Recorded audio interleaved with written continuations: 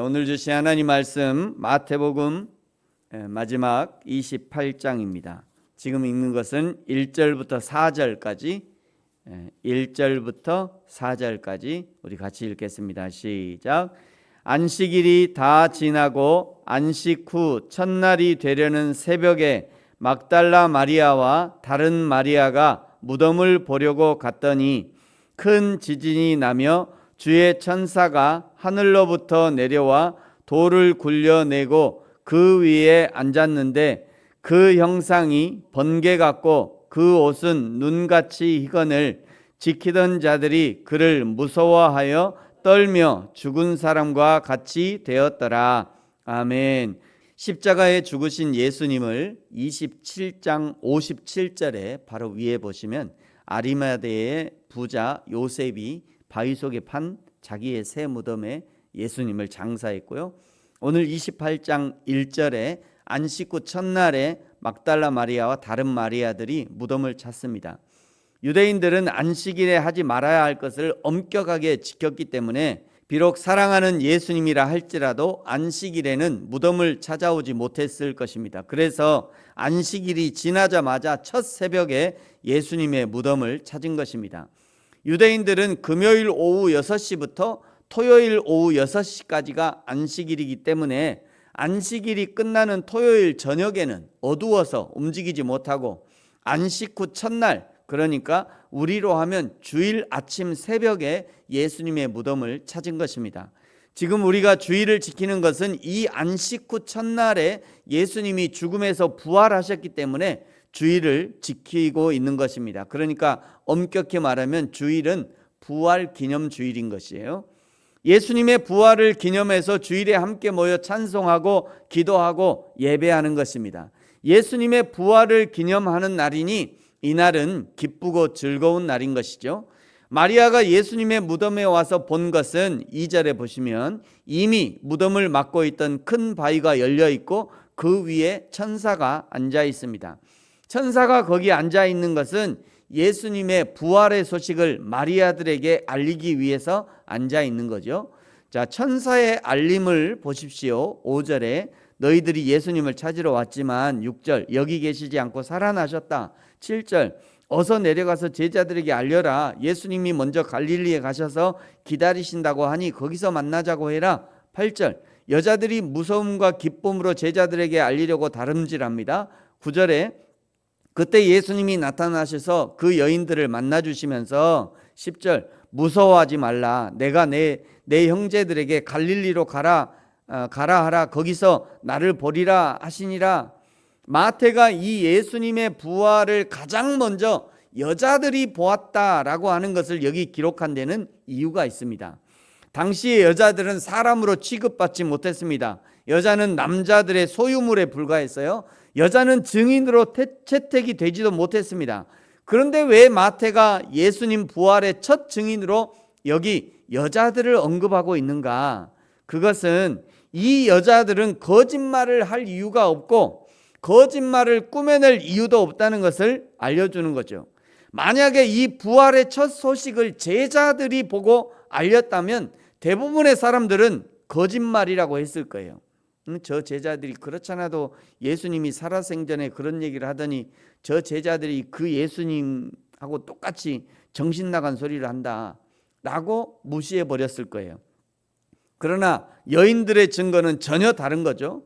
뿐만 아니라 예수님의 첫 부활의 소식을 알리는 증인을 여인을 선택하신 것은 그동안 그저 물건으로 취급받던 여인들을 예수님의 부활의 소식을 알리는 중요한 메신저로 사용하신다는 거예요. 적어도 이 예수님의 소식을 전하는 이 일만큼은 더 이상 차별이 없이 예수님의 창조물로서 동등한 자격과 목격자로서 여인들을 사용하신다는 의미가 있는 겁니다.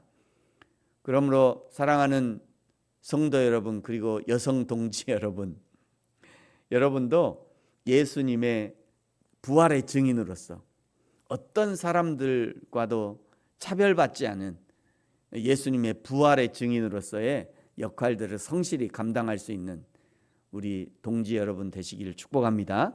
11절에요. 여자들은 제자들에게 예수님의 부활의 소식을 알리러 가는데 경비병 중 몇이 대제사장에게 이 일을 알리자 예수님의 부활을 원치 않았던 장로들과 함께 일을 꾸미는데요, 경비병들에게 돈을 주고 제자들이 훔쳐갔다고 거짓말을 시킵니다. 그런데 정작 소문은 반대로 나버렸어요. 15절에 보시면 대제사장들이 경비병들에게 돈을 주고 예수님의 시체를 제자들이 훔쳐갔다고 거짓말을 꾸몄다라고 소문이 나버린 겁니다. 이 소문은 예수님이 확실하게 부활하셨다는 너무도 확증적인 소문이 되어버렸습니다.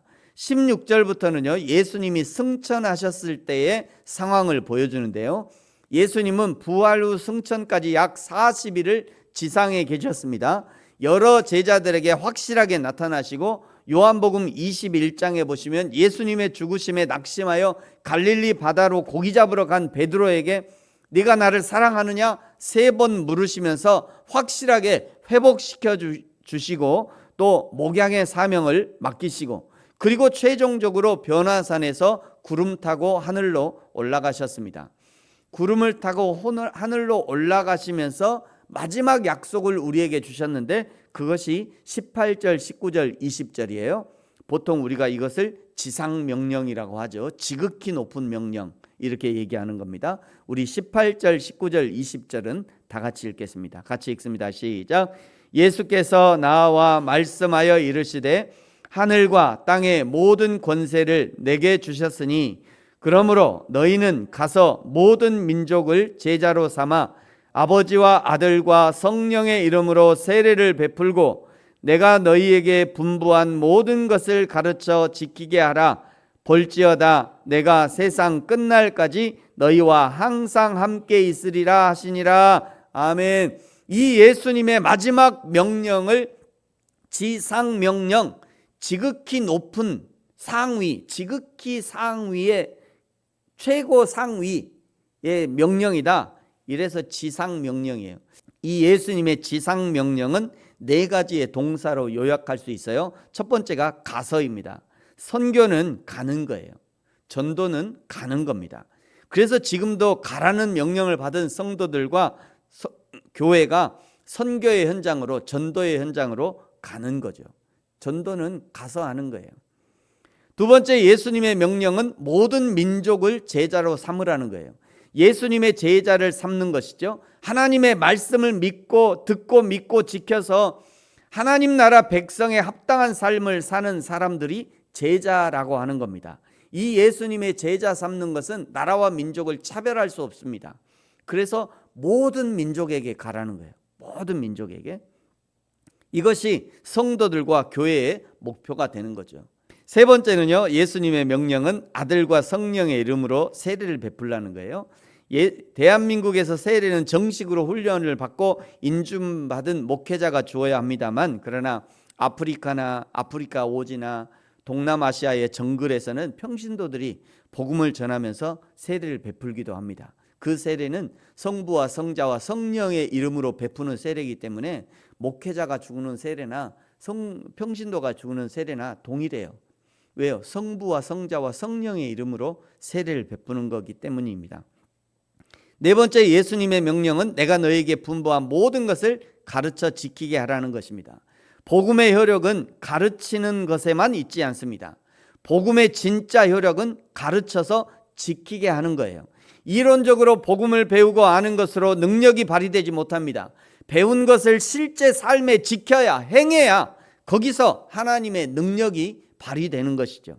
사랑한다는 것을 아는 것으로는 사랑이 되지 않습니다. 알았다면 실제로 내가 먼저 섬겨주고 그의 발을 씻겨주고 그의 필요를 채워주는 실제적인 행함이 있어야 그것을 사랑이라고 하는 것이죠. 그 사랑과 섬김을 받은 사람도 내가 사랑받았다고 섬김받았다고 알 것이고, 사랑과 섬김을 하는 사람도, 행하는 사람도 내가 사랑과 섬기를 베풀었음을 알게 되는 것입니다.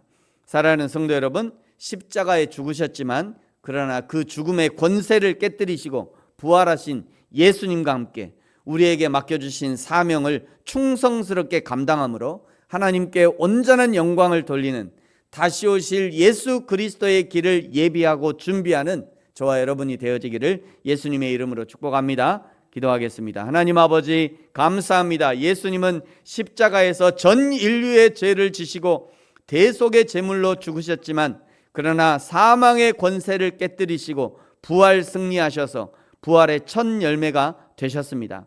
예수님이 부활의 첫 열매가 되셨으니 이제 우리도 예수님의 뒤를 이어 부활의 영광을 누리게 될 것입니다. 우리도 하나님 앞에서 부활의 영광을 입을 터이니, 그러므로 더욱 오늘을 믿음으로 살게 하시고 하나님의 말씀은 내 삶에 실천하며 하나님의 말씀이 진리임을 증거하며 살게 하여 주옵소서. 우리에게 지상 명령을 주셨으니 우리의 평생을 하나님의 말씀을 증거하고 전달하는 선교적 삶을 살아낼 수 있게 하여 주옵소서. 감사합니다. 예수님의 이름으로 기도합니다. 아멘. 하늘에 계신 우리 아버지, 아버지의 이름을 거룩하게 하시며 아버지의 나라가 오게 하시며 아버지의 뜻이 하늘에서와 같이 땅에서도 이루어지게 하소서. 오늘 우리에게 일용할 양식을 주시고 우리가 우리에게 잘못한 사람을 용서하여 준 것 같이 우리 죄를 용서하여 주시고 우리를 시험에 빠지지 않게 하시고 악에서 구하소서. 나라와 권능과 영광이 영원히 아버지의 것입니다. 아멘.